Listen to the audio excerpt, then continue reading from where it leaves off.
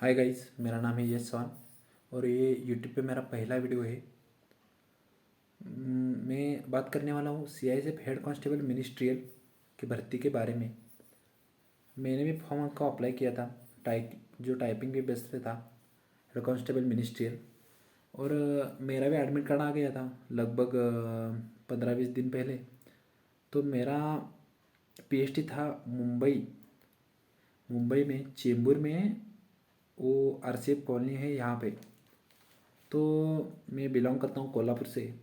तो मैंने कोल्हापुर से ट्रेन की ट्रेन बुक की थी मुंबई को। तो मेरा पीएचडी था 30 तारीख को, 30 जनवरी 2023 को। मैंने ट्रेन बुक की थी 28 तारीख की। 28 तारीख को मैं कोल्हापुर में बैठा रात को, और मैं सुबह मुंबई में पहुंचा।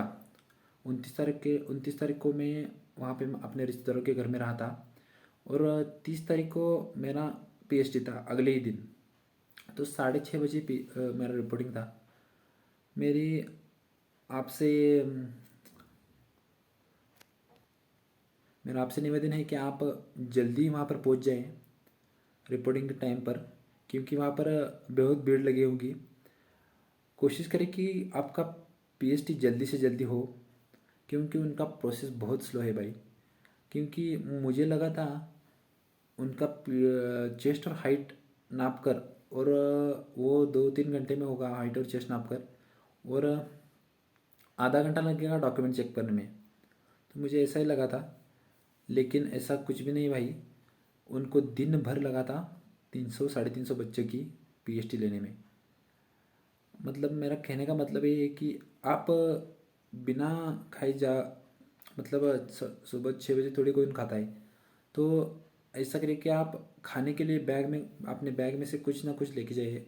कोशिश करें, मतलब अपने घर से खाने का डिब्बा या कुछ बिस्कुट या केला वगैरह ऐसा लेके जाए। खाने के लिए कुछ लेके जाए, क्योंकि वहाँ पर खाने की कोई सुविधा नहीं है। वो उनके कैंटीन में हमारे लिए नहीं मिलता भाई। वो बाहर से किसी मतलब समोसे वाले के हो या इससे कुछ वड़ा पाव वाले को अंदर आने देते हैं। लेकिन वहाँ पर 350 बच्चों को मैं जब अंदर गया था, मेरा सुबह 6:30 बजे का रिपोर्टिंग था। मैं सुबह 6:30 बजे से सुबह 6:30 से लेकर रात को 11:30 बजे तक मैं अंदर ही था। क्योंकि मैं पहले एडमिट कार्ड देखो आपका अंदर कर लिया जाएगा। एडमिट कार्ड और आपको फ़ोटो चिपकानी है वहाँ पर। तो फ़ोटो और एडमिट कार्ड लेकर आपको अंदर जाना है। और वो आपको अंदर लेंगे। फिर वो आपको चेस्ट नंबर देने के लिए लाइन में बिठाएंगे। पहले तो चेस्ट नंबर देने के लिए लाइन में बिठाएंगे। वो वहाँ आपका नाम नोट करना होगा, और सिग्नेचर लेके जाएगी, और आपका फ़ोन नंबर लिया जाएगा। वो आपके प्रेजेंट के लिए होता है। और जो चेस्ट नंबर देकर वहाँ पर फ़ोटो खींच लिया जाएगा। वहाँ पर मेरा मतलब लगभग 10 बज गया था। 6 AM से 10 बज गए थे वहाँ पर। फिर मैं सेंटर के अंदर गया था। फिर उन्होंने मुझे एक फॉर्म भरने के लिए दिया, मतलब सारे बच्चों को फॉर्म भरने के लिए दिया था। वो फॉर्म भर कर वहाँ पर अनदर एक फ़ोटो चिपकानी, जो मतलब एडमिट कार्ड पे जो फ़ोटो है वही फ़ोटो चिपकानी होगी। और वो फॉर्म जोड़कर सारे डॉक्यूमेंट को जेरॉक्स कॉपी, मतलब सारे डॉक्यूमेंट जो आपका है, मतलब 10वीं का बोर्ड सर्टिफिकेट, 12वीं की बोर्ड सर्टिफिकेट, और आपका आधार कार्ड, डोमिसाइल, कास्ट सर्टिफिकेट। और अगर आप ईडब्ल्यूएस को छोड़कर अदर कास्ट हो गए, मतलब एससी, ओबीसी, एनटी, एनटीपीसी, उसका आपको नॉन क्रिमिलियर दाखला लेके जाना है। मतलब नॉन क्रिमिलियर सर्टिफिकेट लेके जाना हो, और वो वैलिड हो ऐसा ही लेने जाना है। मतलब उसकी एक्सपायरी हो चुकी है, पिछले साल का है, ऐसा नहीं चलेगा। मतलब मुझे नहीं पता वो कितने एक्सपायरी का होता है, 3 साल का होता है, 1 साल का। मतलब एक्सपायर हो चुका डॉक्यूमेंट कोई भी नहीं चलेगा वहाँ पर। आपको जगह से ही बाहर किया जाएगा। मेरे साथियों के साथ, मतलब मेरे जो साथ आए थे बच्चे, उनका ऐसा भी हुआ कि सुबह 6:30 से रात को 11:30 बजे तक बैठे थे वो भूखे। फिर भी उन्हें डॉक्यूमेंट में से बाहर कर दिया। मतलब आपके साथ ऐसा ना हो, इसलिए आप सभी डॉक्यूमेंट क्लियर करके जाए। और डॉक्यूमेंट चेक होने के बाद फिर से हमारा और एक आइडेंटिटी चेकअप, मतलब आइडेंटिटी चेकअप होता है ना वहाँ पर, मतलब आपने दिया होगा ना फॉर्म, फॉर्म पे आपने मतलब फॉर्म भरते समय आपने वहाँ पे इंफॉर्मेशन दी थी कि आपने मोल on face, mole on back, ऐसे मोल ऑन शोल्डर, वो आइडेंटिफिकेशन मतलब किसी पर किसी का भी आइडेंटिफिकेशन मार्क जो आपने लिया था वो वहाँ पे, और एक आइडेंटिफिकेशन मार्क का फॉर्म दिया जाता है, वहाँ पर सेम आइडेंटिफिकेशन मार्क डालने हैं आपको, और वहाँ पर भी एक फ़ोटो चिपकाना है। वो भी साथ लेके जाने के बाद आपकी हाइट और चेस्ट होगी। हाइट और चेस्ट होने के बाद फिर से आपके डॉक्यूमेंट चेक होगी भाई, क्योंकि वहाँ पर कोई फिजिकल नहीं होता। तो वो कोशिश करेंगे, मतलब फॉर्म तो बहुत आ चुके हैं भाई, 400 जगह है, तो फॉर्म आ चुके हैं 7-8 लाख। तो इतने बच्चों की एग्ज़ाम कंडक्ट करना उतना तो आसान नहीं है, इसलिए वो ज़्यादातर बच्चों को डॉक्यूमेंट ही बाहर निकालेंगे ना, क्योंकि फिजिकल तो नहीं है यहाँ पर। तो वो डॉक्यूमेंट तो डॉक्यूमेंट में ही बाहर निकालने की कोशिश करेंगे। तो अपनी तरफ से पूरा डॉक्यूमेंट क्लियर होना चाहिए।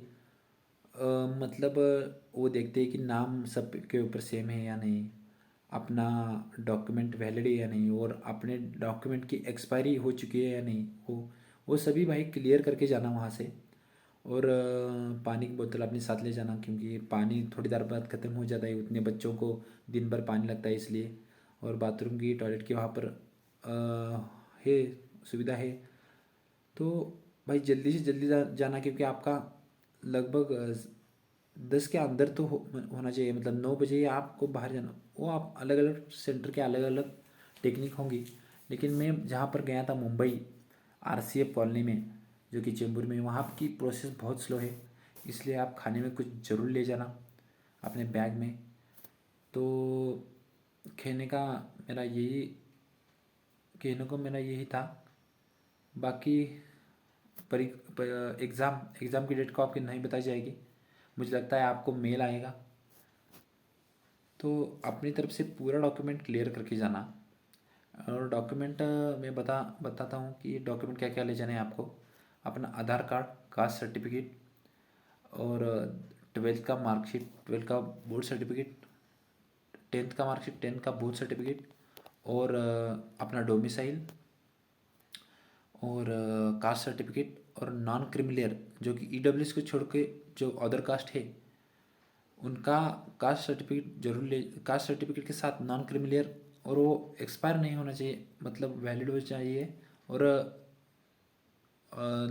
उसकी अभी भी डेट, मतलब मुझे पता नहीं है वो 1 साल का है या 3 साल का है, उसकी एक्सपायरी हो जाती है। तो वो ज़रूर ले जाना। और और कुछ नहीं है, और भाई इतना ही। तो और एक रिव्यू लेके आऊँगा मैं अपने एग्ज़ाम के बाद का। मेरा मतलब PhD में चेक हो गया हूँ, और मेरा डॉक्यूमेंट ऑल ऑल सेट है, मतलब मैं सिलेक्ट हो चुका हूँ एग्ज़ाम के लिए, ऐसा मैं बता सकता हूँ। तो ठीक है, मिलते हैं अगले वीडियो में। Thank you.